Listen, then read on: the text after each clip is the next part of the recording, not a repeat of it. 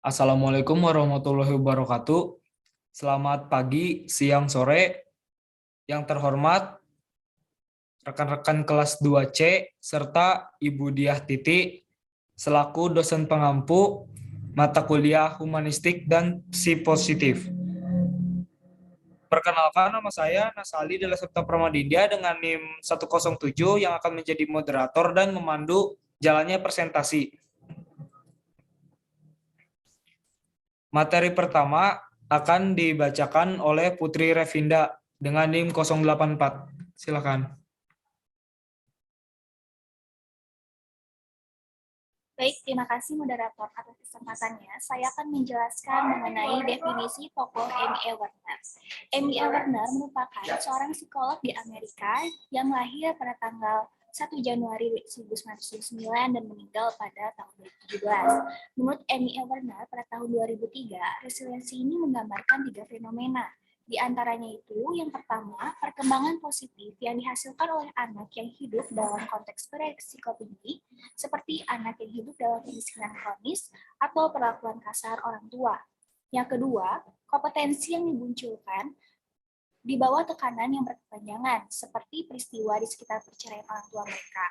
Kemudian yang ketiga, kesembuhan dari trauma seperti ketakutan dari peristiwa perang saudara. Untuk dapat berkembang secara positif atau sembuh dari kondisi trauma, maka manusia ini membutuhkan keterampilan resiliensi seperti kompetensi sosial, metakognitif, otonomi, dan pemahaman tentang tujuan dan masa depan. Sekian yang dapat saya sampaikan, saya kembalikan kepada moderator. Terima kasih Putri Revinda. Selanjutnya akan dibacakan oleh Hairunisa Prasetya dengan NIM 099. Silakan. Baik, terima kasih moderator.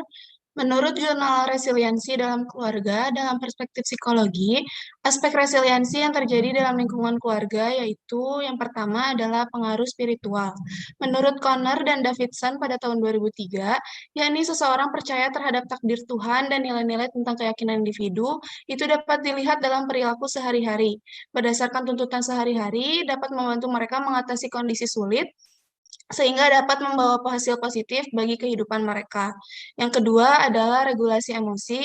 Menurut Ravitch dan Seth pada tahun 2002 mengungkapkan bahwa terdapat dua hal yang mampu memudahkan individu untuk memiliki regulasi emosi yang baik. Kemampuan tersebut yaitu tenang dan juga fokus. Yang ketiga adalah sense of humor. Dalam penelitian pada jurnal yang ini menemukan bahwa pada anak-anak penyintas tsunami menemukan faktor protektif internal, yaitu motivasi, hati yang baik, terbuka pada orang lain, religiusitas, tanggung jawab, rasa humor, dan juga mudah bergaul. Yang keempat adalah pengendalian dorongan. Menurut Ravitch dan Seth pada tahun 2002, kemampuan mengendalikan dorongan juga terkait dengan regulasi emosi.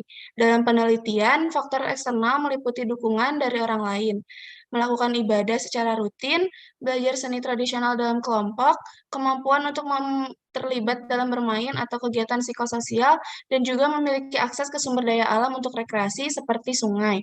Yang kelima adalah strength atau kekuatan. Menurut Yu dan Zhang pada tahun 2007, menggambarkan kapasitas individu untuk memperoleh kembali dan menjadi lebih kuat setelah mengalami kemunduran dan pengalaman di masa lalu.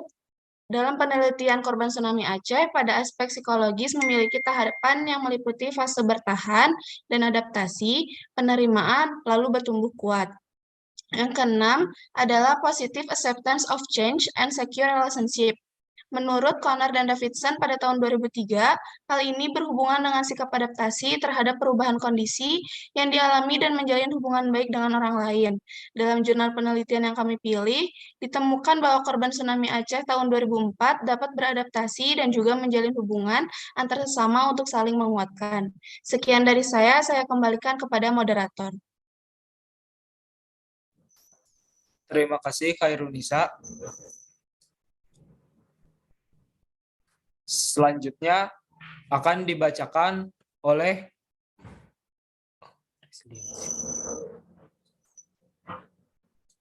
aspek-aspek akan dibacakan oleh Ulia dengan NIM 098. Silakan. Baik, di sini saya akan menjelaskan aspek-aspek resiliensi dari jurnal peran orang tua.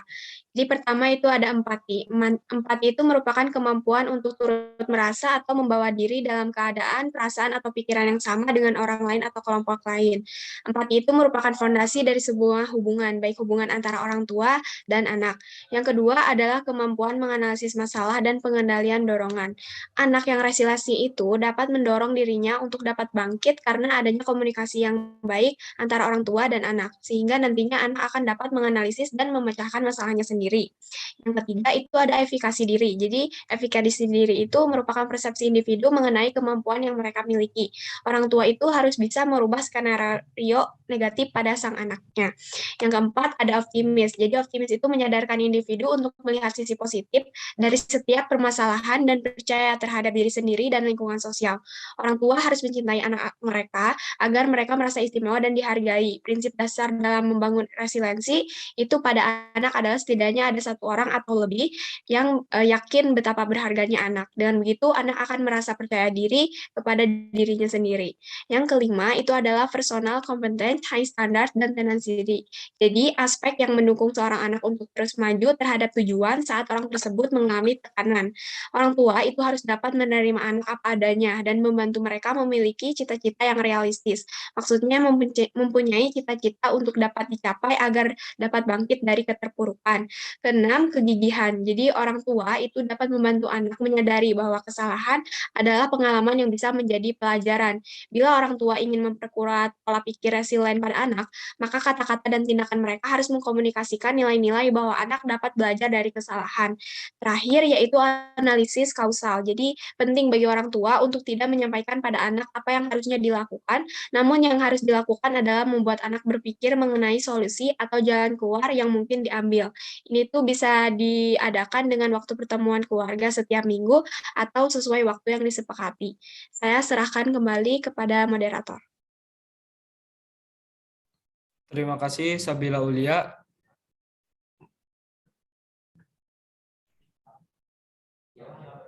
Selanjutnya akan dibacakan oleh Bintang. Silakan. Baik, selanjutnya saya akan menjelaskan tentang tips dan trik mengembangkan resiliensi. Yang pertama, mengubah persepsi tentang kegagalan dalam kehidupan. Individu bisa mengubah persepsi kegagalan tentang kehidupan dengan hal yang lebih positif seperti mampu memaknai kesuksesan secara lebih untuk bisa termotivasi. Yang kedua, mengontrol respon diri. Jadi individu itu memiliki pilihan untuk menanggapi suatu hal dengan berbagai reaksi.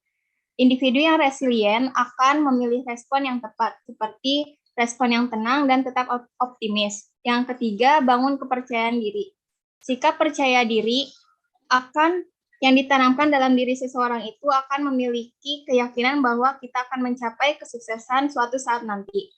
Lalu belajar rileks, yaitu menjaga pikiran dan tubuh. Ketika kita akan menjaga pikiran dan tubuh lebih mampu mengatasi tantangan yang ada di dalam kehidupan seperti di dalam masalah di dalam lingkungan keluarga maupun di luar lingkungan keluarga. Lalu yang terakhir, bersikap fleksibel. Pribadi yang resilient ini memahami bahwa segala sesuatu itu bisa berubah, tetapi hal tersebut bisa diatasi dengan memahami masalah tersebut atau bisa memilih jalur yang lainnya.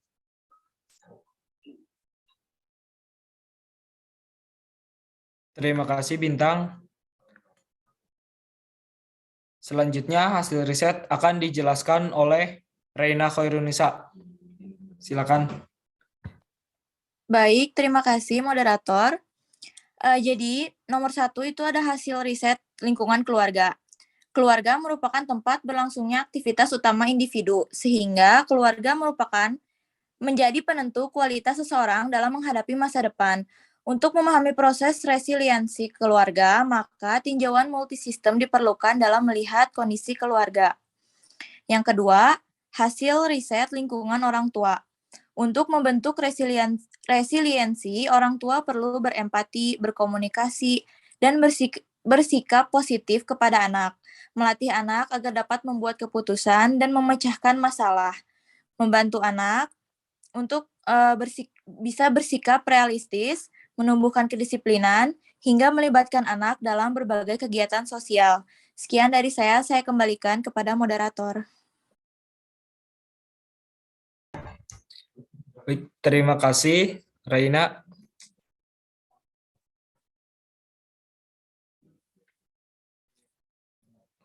Nah, di sini hasil poster dari kelompok kami, resiliensi, yang mencakup tentang definisi resiliensi, kemudian ada hasil riset berdasarkan dari lingkungan keluarga, dan juga ada peran orang tua, kemudian aspek-aspek resiliensi juga ada di sini, kemudian ada tips dan trik untuk mengembangkan resiliensi itu seperti apa sih gitu.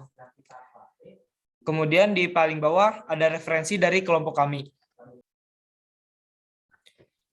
Baik, sekian yang bisa dipresentasikan dari poster kelompok kami. Mohon maaf bila masih ada kesalahan. Assalamualaikum warahmatullahi wabarakatuh.